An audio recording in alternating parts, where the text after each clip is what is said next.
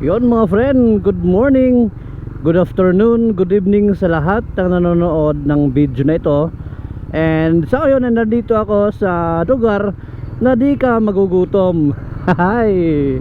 Nandito ako mga friends sa Palo, Leyte. Yun, shoutout!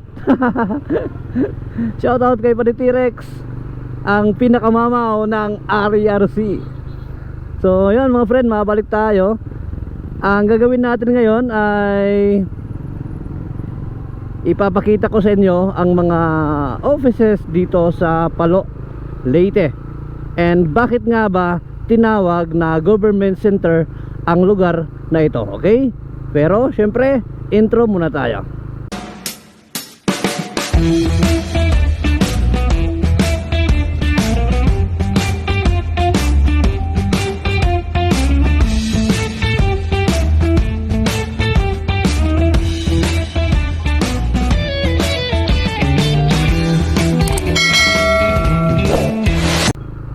So yun mga friend, ito ang Bureau of Internal Revenue. Yan no, BIR. And dito DOST, Department of Science and Technology. Tapos doon mga friend ang POPCOM or Commission on Population. Tapos dito yung Civil Service mga friend no. Tapos syempre yung COA or Commission on Audit. And dito tayo mag left turn tayo. Napakalawak ng kalsada dito, kaya napakasarap magmotor. So yun mga friend, katabi ng COA ay ang DOH, Department of Health, di ba? Napakaraming opisina dito ng gobyerno. Yan no, DOH. And sa likod ng DOH mga friend, ang LPH o ang Leyte Provincial Hospital. And ito mga friend, nagawa ang park na to noong after ng Yolanda.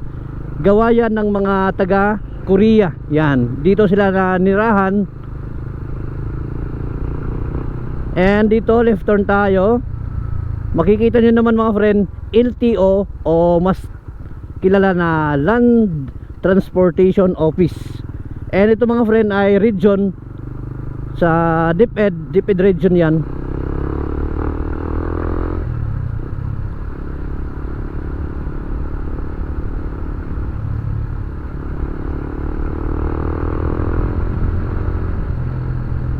Ito may babangkingan dito.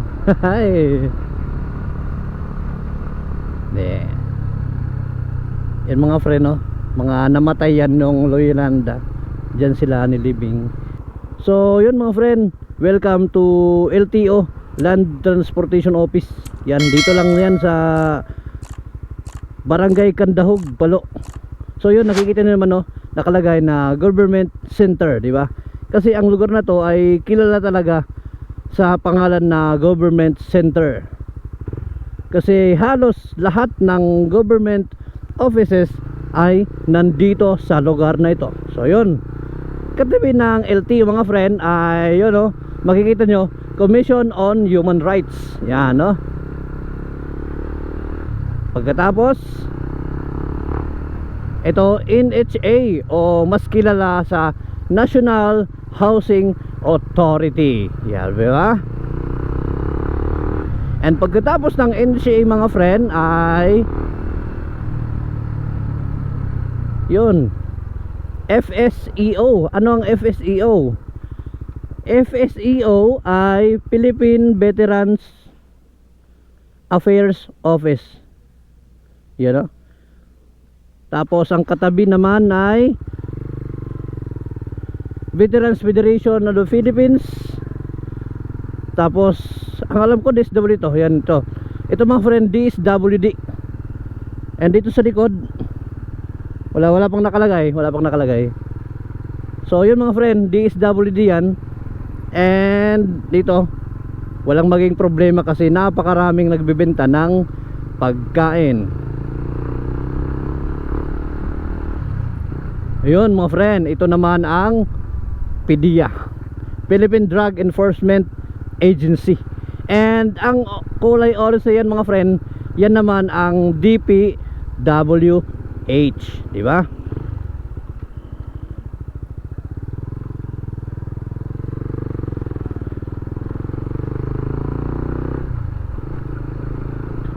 And ito mga friend, Bureau of Treasury. Dito, Bureau of Treasury. And dito mga friend ay NEDA. Ito ay NEDA. Tapos ito mga friend ang DepEd sa Leyte Division. And yon ang PCA, Philippine Coconut Authority. Magle-left turn tayo dito.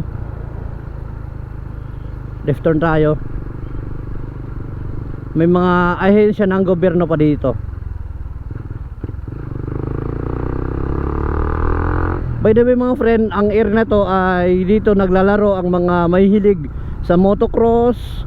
Tapos yun, yung nagja-jogging, di ba? Magbabiking, may mga soccer, etc. Kung sporty ka na tao, pwedeng pwede ka dito. Yan no? Ito mga friend naman ay sa province to. Dito nakahilira ang kalang mga equipment, mga heavy equipments. So yun mga friend, di ba nagja-jogging, di ba? Gusto ko talaga yan. Kaso ang jogging walang gusto sa akin. Ahay!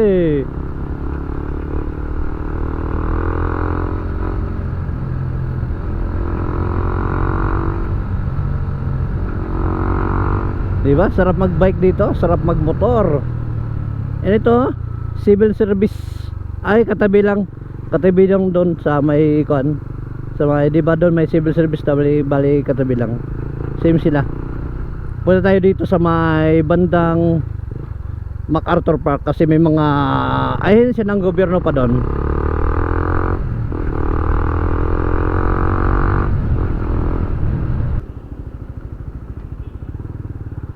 Yun mga friend, welcome to MacArthur Park. Ayan o, MacArthur Landing Memorial National Park. Napakaganda dito mga friend. Kung pupunta kayo ng Leyte, make sure na dadaan kayo dito sa park na ito. Ang napaka memorable na park ng Palo.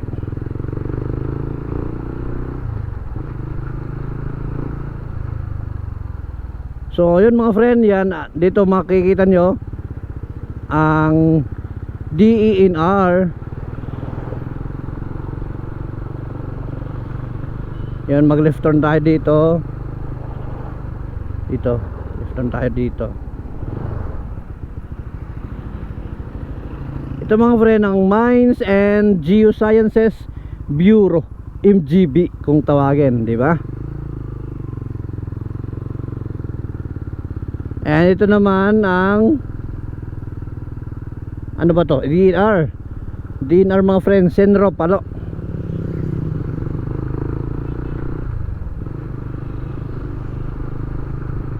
Yan mga friend, no? Welcome to MacArthur Park. Napakaganda ng place, di ba?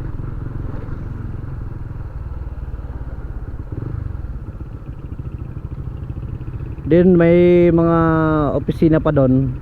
Kaya syempre pupuntahan natin.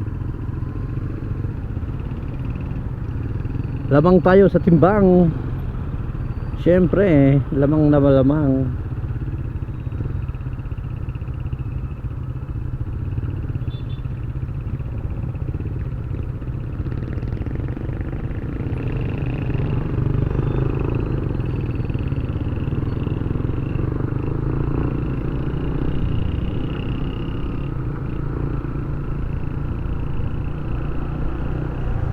Ay dito Penro, DNR Penro Leyte, Baras Palo.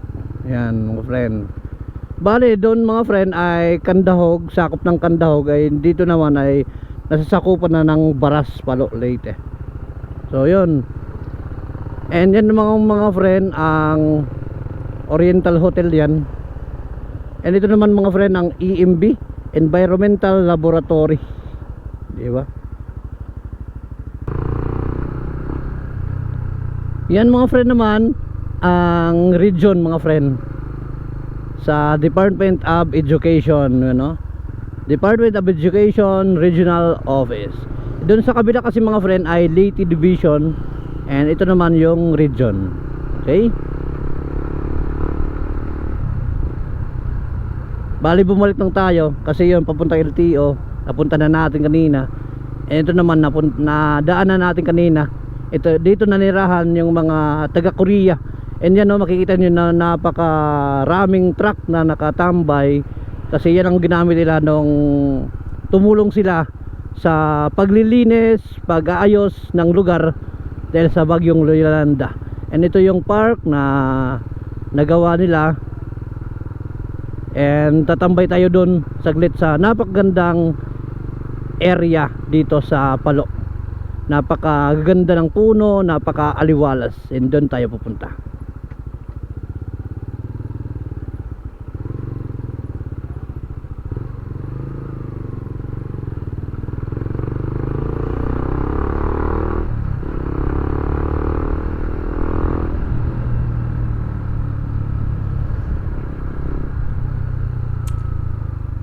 Tingin muna dito, tingin doon.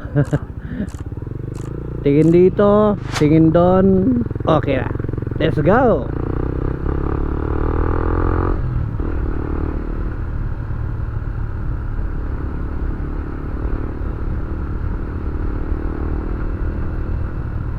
Hanap lang tayo ng pwesto.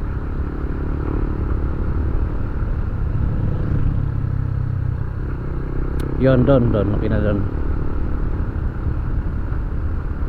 Okay, dito na tayo.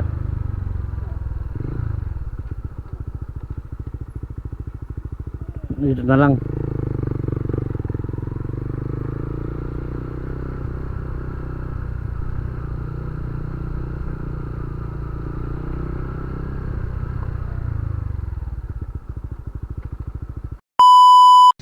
So yun lang mga friend, likot lang natin ang napakagandang lugar ng Palo.